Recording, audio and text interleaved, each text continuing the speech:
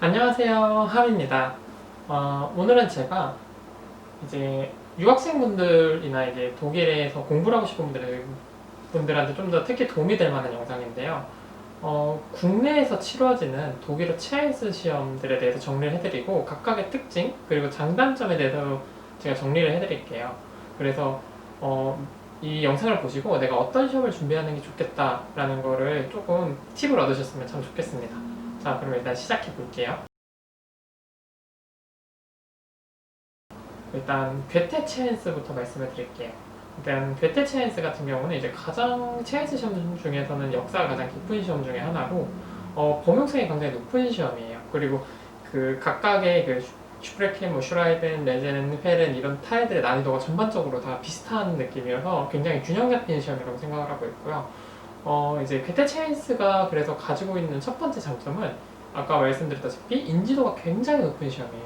그래서 뭐 단순히 유학을 위해서가 아니라 어학특기자 전형이나 뭐 이제 많이는 없어졌죠. 그리고 뭐 어학특기반 같은 거 지원할 때 보통 이럴 때 가장 범용성 있게 쓰이는 자격증 중에 하나가 이제 괴테치아이스 sertificate이고요. 이제 그래서 보통 이제 저도 입사 지원서를 많이 써봤는데 저는 이제 괴테 말고 다른 두 가지 시험을 봤었는데 괴테 말고는 보통 이 어학 지원을 쓸 수가 없게 되는 경우가 많더라고요. 그러니까 이런 점으로 봤을 때 괴테 체아이스가 가장 범용성이 높고 내가 뭐 단순히 유학뿐만이 아니라 어디 회사에서 일할 건데 이제 독일어가 필요하다 하는 경우에는 이제 괴테 체아이스가 굉장히 추천될 수 있겠죠. 그리고 두 번째 장점은 괴테 체아이스 같은 경우는 재시험이 가능해요. 이제 타일이 이제 두 가지로 나누어져 있는데 이제 필기 시험이랑 구두 시험 이렇게 두 개가 나눠져 있어요. 그래서 둘 중에 하나가 만약에 꽈락이 났다 하면은 이 합격된 걸 가지고 이제 떨어진 부분만 다시 재시험을 칠 수가 있어요. 이런 점으로 봤을 때 조금 부담감이 덜 하다고 할 수 있겠죠. 이제 괴테 치아인스 시험이 가지는 이제 가장 큰 단점 중에 하나는 이제 보통 이제 학사나 석사 같은 거 준비하시는 분들 이제 치아인스 니보를 요구하잖아요.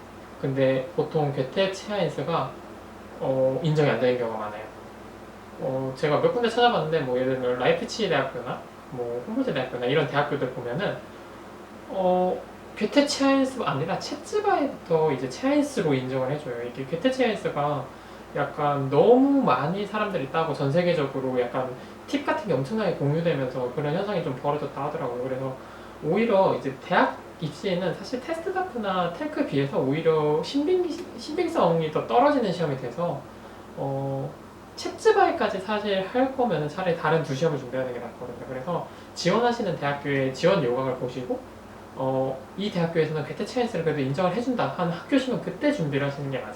근데 사실 만약에 내가 대학을 가는 목적성이 아니다라고 하면은 저는 괴테 체인스를 가장 개인적으로 추천해 드립니다. 그리고 이제 두 번째 시험은 테스트 다프죠. 이제 테스트 다프 같은 경우는 조금 나머지 두 시험과는 종류가 달라요. 이게 토플 시험 아시면 되게 그런 거 생각하시면 좋은데 이제 테스트 다프 시험이 가지는 가장 큰 특징 중에 하나는 어, 다른 이제 텔크나 이제 괴테처럼 합격 불합격으로 나뉘는 게 아니에요.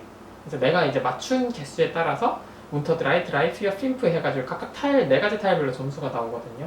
그러니까 이 말은 완전히 내가 잘못 봐서 문터 드라이를 전부 다 맞지 않는 이상은 한 타일에서라도 이게 점수가 계속 나오면 자기 독일어 실력이 어느 정도 되는지를 이렇게 판단을 할 수 있다는 거고요. 그래서 점수 이제 획득에 따라 이제 등급이 달라진다는 게 토플이랑 굉장히 비슷하죠. 영어로 따지면.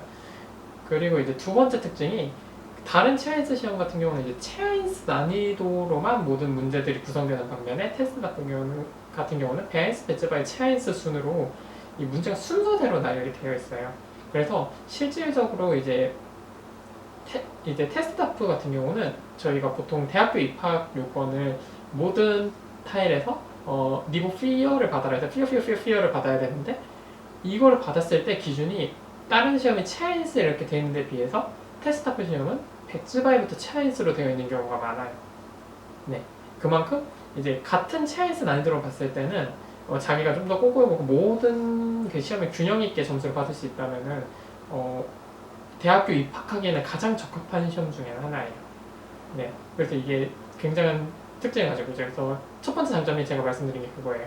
배츠바에서 차이스 수준이 되더라도 내가 문제를 꼼꼼히 푸는 사람이라 이제 뭐 슈라이벤에 제외한 모든 문제들이 이제 베아인스, 배츠바의 차이스의 그 난이도가 섞여 있어요. 그래서 베아인스와 배츠바에 있는 그 문제들을 전부 다 맞추면 차이스 수준의 문제에서 조금 이제 내가 실수를 만약에 아예 몰라서 못 풀었다라고 해도 니보 피어를 받을 수 있어요. 팀프는 당연히 못 받고요.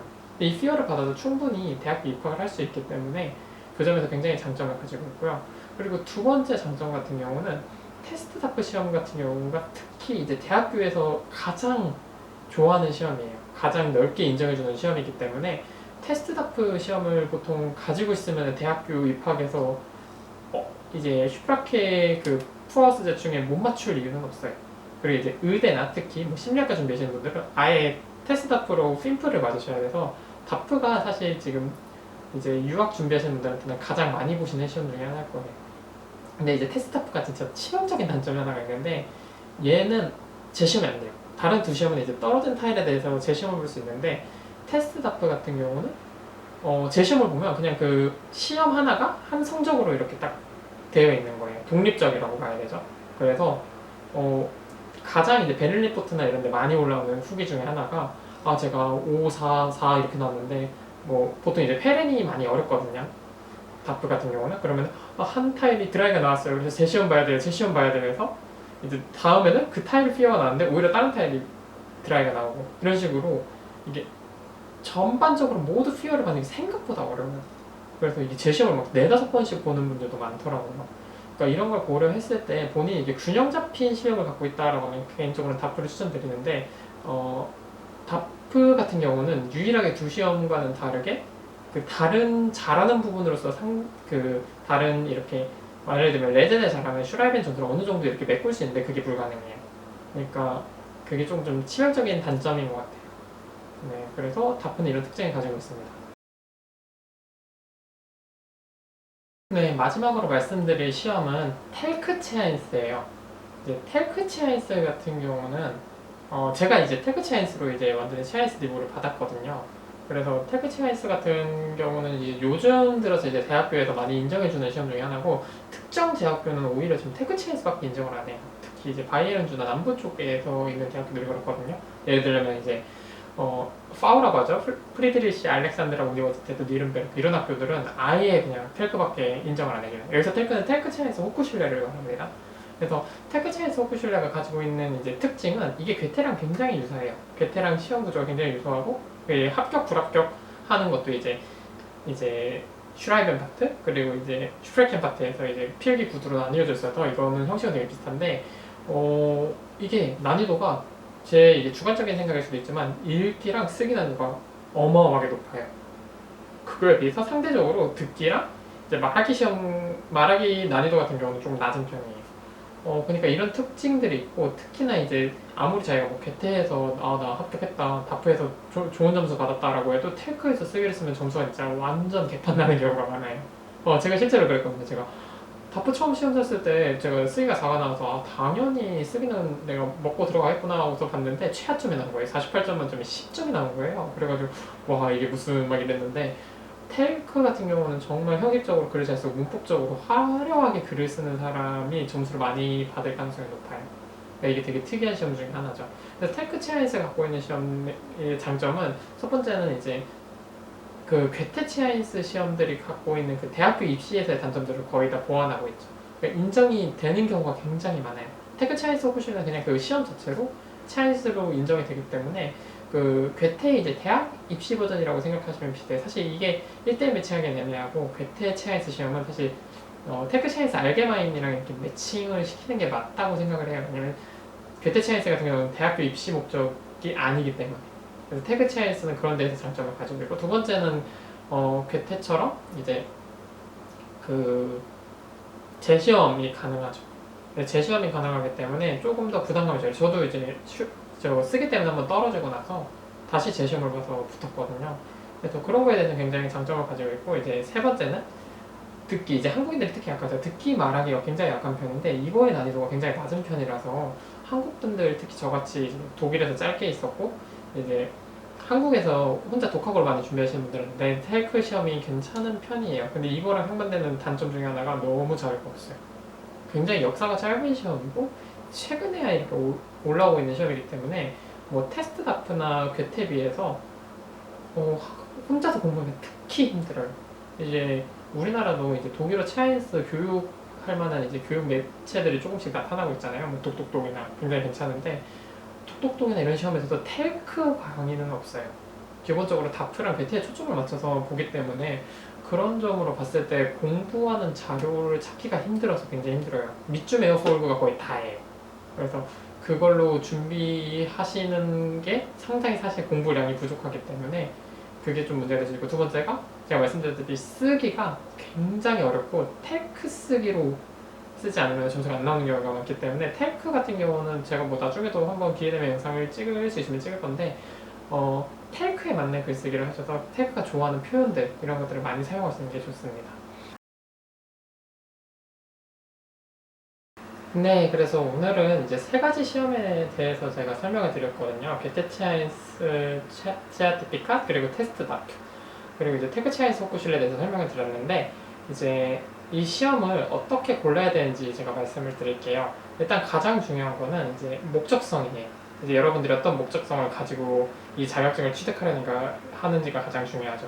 예를 들면은 나는 사실 독일로 유학 갈 생각이 별로 없고 독일어는 많이 배워서 체아인스는 따야겠다. 그리고 나머지 회사 취업해서 나중에 주지원 같은 데 갈 거다. 이런 분들은 사실 테스트 다프, 텔크 이런 건 애초에 이력서에 적어도 모르실 경우가 많아요. 아예 대기업 입사 지원칸에 보통 없어서 기타 시험에 적어야 되는 칸도 많고, 이런 걸 고려했을 때는 퀘트 체인스가 가장 범용성도 높고 이러니까 이런 시험을 고르시는 게 좋겠죠. 그리고 두 번째로 이제 만약에 내 지원 요원가 갔어요. 근데 내가 예를 들면 나는 파울을 지원했는데 이 학교에서 텔크만 지금 이제 어학시험을 인정해준다. 이러면 당연히 텔크를 준비하셔야죠. 그 학교를 목표로 하신다면. 그리고 다프를 이제 주로 받는다라고 하면 다프를 받고. 그래서 만약에 대학교 입학을 준비하시는 분들 경우에는 괴테가 생각보다 체아인스가 인정이 안 되는 곳들이 많기 때문에 테스트 다프나 이제 텔크로 준비하시는 걸 추천해 드리고요. 이제 이 목적성을 이제 정했다라고 하면 그 다음에 이제 고려해야 될 게 본인이 가지고 계시는 그 독일어의 강점과 약점이에요. 내가 뭐 말하기와 듣기에 굉장히 강한데 뭐 쓰기, 읽기가 되게 약하다. 이런 분들은 사실 다프가 좀 더 낫죠. 텔크 같은 경우는 이제 읽기 쓰기 난이도가 굉장히 높은 편이기 때문에 이거랑 반대의 경우에는 당연히 이제 텔크를 준비하시는 게 맞고요. 그리고 이제 그거 외에도 이제 본인이 나는 사람이랑 이렇게 대화했을 때 오히려 긴장감이 없어서 시험을 잘 보는 편이다 하시는 분들은 텔크나 괴테를 보셔야 되고, 나는 토플 같은 시험에 익숙해서 제한 시간 내에 잘 준비해서 템플릿 써가면서 잘 이렇게 읽을 수 있다 이런 분들은 사실 다프 시험에서 맞아요. 그러니까 이제 본인이 가지고 계시는 강점과 약점들을 잘 파악을 해서 어떤 시험이 이제 더 잘 맞을지 판단하시는 게 좀 더 좋다고 볼 수 있겠습니다. 그래서 개인적으로는 가장 범용성이 높은 다프를 추천해 드리는데, 다프가 압박감이 크기 때문에 재시험이 안 되니까 그런 면에서는 텔크도 꽤 추천할 만하다고는 생각들어요. 그래서 이제 본인들의 목적성을 잘 생각하셔서 시험에 좋은 결과 있으셨으면 좋겠습니다. 이상 저는 초보 유튜버 하임이었습니다. 감사합니다.